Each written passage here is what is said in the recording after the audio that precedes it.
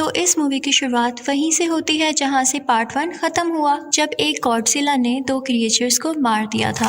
अब इस वाक़ये को 5 साल गुजर चुके थे और हम एक औरत एमा को देखते हैं जिसकी एक बेटी होती है और वो इसी ऑर्गेनाइजेशन के साथ काम कर रही, जिसका मकसद उन्हें क्रिएचर्स को ढूंढना था और इनका घर जंगल के बीचों बीच था कि एक दिन अचानक इनके घर के पास एक धमाका होता है और ये दोनों माँ बेटी डरते डरते ऑर्गेनाइजेशन की तरफ चले जाते हैं, जहाँ ये देखती हैं कि एक क्रिएचर ने इस दुनिया में कदम रखा है, यानी वो अभी अभी पैदा हुई है। जैसे ही वो अपने आसपास इतने सारे लोगों को देखती है तो वो घबरा जाती है और उन पर अटैक करने लगती है। अब एमा के पास एक ऐसी डिवाइस थी जिससे उस क्रिएचर का गुस्सा ठंडा हो सकता था। इनफैक्ट वो डिवाइस उस क्रिएचर के आसपास की फ्रिक्वेंसी को कम कर देती थी। एमा वो डिवाइस उसके पास करती है तो वह सुकून में आ जाती है। वो सब इस कामयाबी पर काफी खुश थे, लेकिन तभी वहाँ पर एक आदमी एलन आता है। वो इस डिवाइस को हासिल करना चाहता था, इसलिए वो एमा और उसकी बेटी को वहाँ से लेकर चला जाता है। उसे लगता था कि इंसानों ने इस प्लेनेट अर्थ का बिल्कुल ख्याल नहीं रखा और नेचर के साथ छेड़छाड़ की है। वो चाहता था कि क्रिएचर्स को वापस जमीन पर ले आए। वो एमा को और उसकी बेटी को किसी और मुल्क में उसी ऑर्गेनाइजेशन की दूसरी ब्रांच में ले आता है, जहाँ एमा की ऑर्गेनाइजेशन के खिलाफ मीटिंग चल रही थी और इसी ऑर्गेनाइजेशन के और भी साइंटिस्ट यहाँ पर थे। वो चाहते थे कि हम नेचर की हिफाजत करें। उसी ऑर्गेनाइजेशन के लोगों में से एक डॉक्टर को पता चलता है कि एमा और उसकी बेटी को किडनैप कर यहाँ पर लेकर आया गया है। वो ये सुनते ही एमा के एक्स हस्बैंड के पास जाता है और इनफैक्ट वो डिवाइस भी इसी ने बनाई थी। डॉक्टर उसे अपने मिशन के बारे में बताता है, लेकिन वो हरगिज़ नहीं मानता। फिर वो उसे बताता है कि इससे तुम्हारी बेटी और तुम्हारी बीवी वापस आ सकती। तो काफी मनाने के बाद वो मान जाता है और फिर वो समुंदर के नीचे अपने कंट्रोल रूम में चले जाते हैं। जहाँ जहाँ इन लोगों की ऑर्गेनाइजेशन की ब्रांच थी, वहाँ वहाँ इन लोगों ने एक एक क्रिएचर को ट्रैप करके रखा हुआ था। अब ये यहाँ पर इसलिए आए थे ताकि वो इस क्रिएचर को ट्रैप कर सकें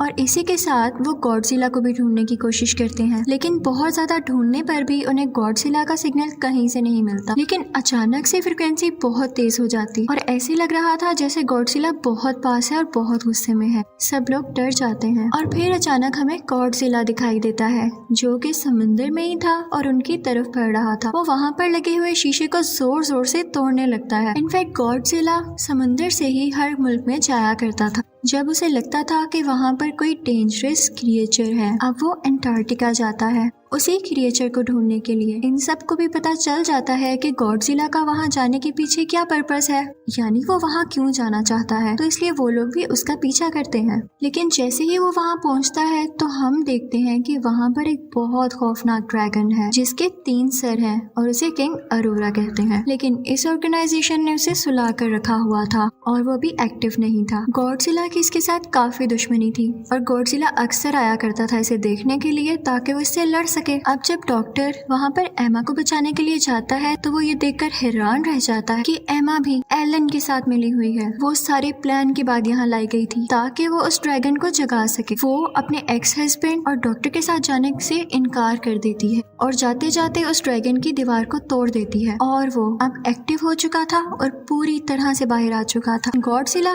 को तो इसी बात का इंतजार था तो वो आगे बढ़ता है ताकि वो उससे लड़ सके। दोनों की काफी फाइट होती है और फिर उसके बाद वो मॉन्स्टर गॉडजिला को गिराकर अब बाकी लोगों की तरफ आता है। एमा जब ये सब कुछ देखती है तो वो सोचती है कि इस तरह तो काम बिगड़ जाएगा, तो वो अपनी डिवाइस को ऑन करती है और उस मॉन्स्टर का गुस्सा ठंडा करती है और इसीलिए वो मॉन्स्टर किसी को कुछ नहीं कहता। और फिर एमा एलन के साथ यहाँ से चली जाती है। दूसरी तरफ वो लोग भी वहाँ से निकल जाते हैं। अब ऑर्गेनाइजेशन के लोग उस मॉन्स्टर के पीछे थे ताकि उसे ढूंढकर खत्म कर सकें, लेकिन तभी एमा उनको वीडियो कॉल करती है। वो कहती है कि मैं तुम लोगों को बताती हूँ मैं दुश्मनों के साथ क्यों मिली।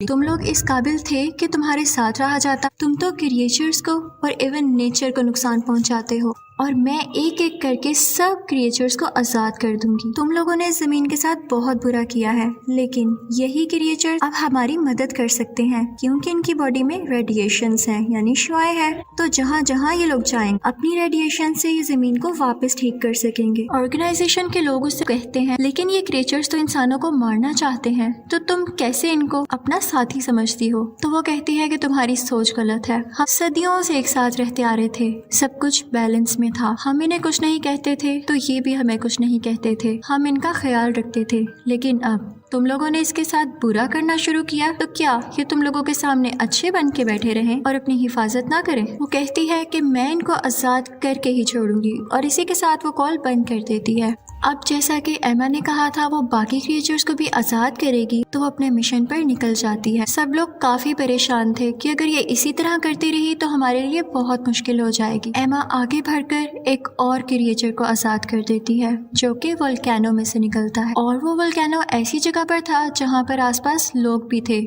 यानी पूरा शहर बसता था। वो बिल्कुल बेरहम हो जाती है, किसी के बारे में कुछ नहीं सोचती, बस उसे क्रिएचर्स आजाद करने थे। ये क्रिएचर जो अब वोल्केनो से निकला था बहुत ही बड़ा था। आर्मी अपने जहाज से इस पर काफी अटैक्स करती है, लेकिन ये आगे से उनको गिराने ही वाला होता है कि वो डर के वहाँ से भाग जाता है क्योंकि वहाँ पर किंग मॉन्स्टर आ चुका था जो कि मैंने सबसे पहले समंदर में आजाद किया। उन दोनों में काफी लड़ाई होती है और क्योंकि किंग ड्रैगन काफी ज्यादा पावरफुल था तो उसे काफी जख्मी कर देता है। अब वो बढ़ता है ऑर्गेनाइजेशन के लोगों की तरफ। वो उन पर अटैक करने ही वाला होता है कि समंदर से गॉडजिला बाहर आता है और उल्टा उस पर अटैक कर देता है। गॉडजिला उसके 3 सर में से एक सर उतारकर फेंक देता है। दोनों में काफी ज्यादा लड़ाई होती है और ये लड़ाई रुकने का नाम ही नहीं ले रही थी। हर तरफ तबाही मच जाती है और लोग भी काफी डरे हुए थे, लेकिन उन्हें गॉडजिला पर यकीन था कि उसी वक्त ऑर्गेनाइजेशन को आर्मी बताती है कि जब वॉर हो रही थी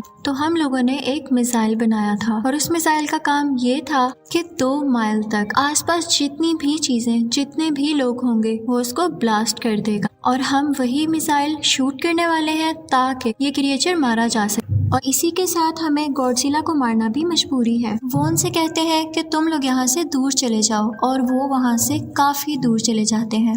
अब आर्मी समुद्र में वो मिसाइल फेंक देती है और बहुत बड़ा ब्लास्ट हो जाता है। इसमें गॉडजिला काफी जख्मी हो जाता है और दूर जाकर गिरता है, लेकिन हम देखते हैं कि मॉन्स्टर यानी उस ड्रैगन को कुछ भी नहीं हुआ, बल्कि इन लोगों ने तो उसकी मदद की थी गॉडजिला को मारकर। और उसके बाद वो वोल्केनो पर जाकर बैठ जाता है, जिसके बाद वो अपना सर दोबारा से ग्रो कर लेता है और इसी के साथ वो सिग्नल्स देता है जिसकी वजह से दुनिया में मौजूद सब के सब क्रिएचर्स जाग जाती हैं। अब ऑर्गेनाइजेशन वाले काफी परेशान थे क्योंकि इस किंग मॉन्स्टर यानी ड्रैगन को इतने बड़े मिसाइल से भी कुछ नहीं हुआ था, तो इसका ये मतलब था कि ये बहुत पावरफुल था और इसे कैसे हराना है वो रिसर्च करने लगते हैं। तो उन्हें पता चलता है कि ये जमीन का क्रिएचर तो है ही नहीं, बल्कि ये एलियन है जो कि दूसरी दुनिया से आया है और इसीलिए गॉडजिला इसको मारना चाहता था क्योंकि गॉडजिला ऑलरेडी से यहाँ का किंग था और वो नहीं चाहता था कि कोई और उसकी जगह ले। अब बाकी क्रिएचर्स भी आने लगे थे और इसी के साथ वो क्रिएचर भी आ जाती है जो हमें मूवी के स्टार्ट में दिखाई गई थी, जो कि उसी ऑर्गेनाइजेशन में पैदा हुई थी। इस मूवी में हमें ये दिखाया गया है कि वो गॉडजिला की पार्टनर यानी साथी होती है। उसे गॉडजिला के सिग्नल्स कहीं नहीं मिलते तो वो उसके लिए एक सॉन्ग गाने लगती है। तो तभी से ऑर्गेनाइजेशन वाले भी देखते हैं कि उन्हें गॉडजिला के सिग्नल्स मिलने लगे थे, जिनसे उन्हें पता चलता है कि वो अभी भी जिंदा है और वो उस जगह चली जाती है जहाँ पर गॉडजिला था और ये लोग भी उसका पीछा करते करते समंदर के नीचे चले जाते हैं। समुंदर की बहुत गहराई में आकर ये देखते हैं कि दीवार पर तरह तरह की पेंटिंग्स हुई है, जिनसे पता चलता है कि ये क्रिएचर्स गॉडजिला और इंसान सदियों से एक साथ रहते आ रहे थे। ये जगह गॉडजिला की हुआ करती थी और मिसाइल के बाद जब ये जख्मी हो गया था तो ये यहाँ पे खुद को ठीक करने आया था और इस जगह पर काफी ज्यादा रेडिएशन थी और इसीलिए वो यहाँ आया था क्योंकि रेडिएशन इनकी बॉडी को यानी जख्मी हिस्सों को ठीक करती थी। तो डॉक्टर एक आइडिया देता है कि क्यों ना यहाँ पर एक न्यूक्लियर ब्लास्ट किया जाए और उसकी रेडिएशन से इसको और जल्दी एनर्जी मिल सकेगी। फिर डॉक्टर कुछ न्यूक्लियर कैप्सूल्स लेकर गॉडजिला के पास जाते हैं और इतनी देर में इनकी बाकी की टीम वहाँ से दूर निकल जाती है ताकि ब्लास्ट से उनको कुछ ना। और डॉक्टर आखिरी बार गॉडजिला की बॉडी पर हाथ रखते हुए कहता है गुड बाय और इसी के साथ बहुत बड़ा ब्लास्ट होता है और समंदर के नीचे हर चीज तबाह हो जाती है। इससे गॉडजिला को बहुत ज्यादा एनर्जी मिल चुकी थी और इसी के साथ एमा की बेटी वो डिवाइस उठाकर माइक पर लगा देती और उसकी फ्रिक्वेंसी हाई कर देती है ताकि आसपास जितने भी क्रिएचर्स हैं वो इसको महसूस करके सुकून में आ जाएं। लेकिन किंग मॉन्स्टर यानी ड्रैगन इस बात को फील कर लेता है कि किसी इंसान का ही काम है और फिर वो उस लड़की के पीछे जाता है ताकि उसे मार सके। लेकिन गॉडजिला फौरन से वहां पर आ जाता है और ये लोग भी मुसलसल गॉडजिला की हेल्प कर रहे थे ताकि ये किंग मॉन्स्टर को हरा दे। लेकिन अभी भी गॉडजिला इतना पावरफुल नहीं हो सका रहा था कि वो उसको हरा सके। और किंग मॉन्स्टर गॉडजिला को मारने ही वाला होता है कि पीछे से गॉडजिला की पार्टनर यानी वही क्रिएचर आ जाती है और किंग मॉन्स्टर पर हमला कर देती है। लेकिन एक और क्रिएचर आ जाता है और उसे रोक देता है। अब यहाँ इन दोनों की भी फाइट हो जाती है और गॉडजिला की पार्टनर क्रिएचर उसको मार डालती है और फिर वो आती है गॉडजिला की तरफ। अब लकीली आसपास की रेडिएशन से गॉडजिला का एनर्जी लेवल काफी ज्यादा होता जा रहा था, लेकिन वो जख्मी था तो वो उसको हरा नहीं पा रहा था। अब यहाँ पर गॉडजिला की पार्टनर क्रिएचर अपनी जान की कुर्बानी देती है और खुद को ब्लास्ट कर लेती है। उसकी बॉडी से जितनी भी एनर्जी और रेडिएशंस निकलती है वो गॉडजिला के अंदर जाने लगती हैं, जिससे उसके जख्म ठीक होने लगते हैं और एक बार वो फिर से पावरफुल क्रिएचर बन के खड़ा हो जाता है। अब हमें दिखाया जाता है कि एमा अपनी बेटी के साथ है और उसका एक्स हस्बैंड भी उसके पास आ गया है। अब एमा अपनी डिवाइस निकालती है ताकि दूसरी क्रिएचर का गुस्सा ठंडा कर सके, लेकिन वो उसके पीछे भागने लगती है। ऑर्गेनाइजेशन के लोग और आर्मी के लोग भी वहाँ से जा चुके थे और किंग मॉन्स्टर अब मारने ही वाला था एमा को। गॉडजिला उससे फाइट करने लगता है, लेकिन किंग मॉन्स्टर उस पर आग उगलने लगता है। गॉडजिला जानता था कि उसका एनर्जी लेवल पूरा है और वो आसानी से अब उसको हरा सकता है और फिर फाइनली वो उसे हिट कर कर मार गिराता है और हर तरफ अब सुकून हो चुका था। और फिर हमें दिखाया जाता है कि सब क्रिएचर्स गॉडजिला के सामने आते हैं और झुकते हैं क्योंकि फाइनली वो अब यहाँ का किंग था। और इसी के साथ मूवी एंड हो जाती है। Thank you for watching.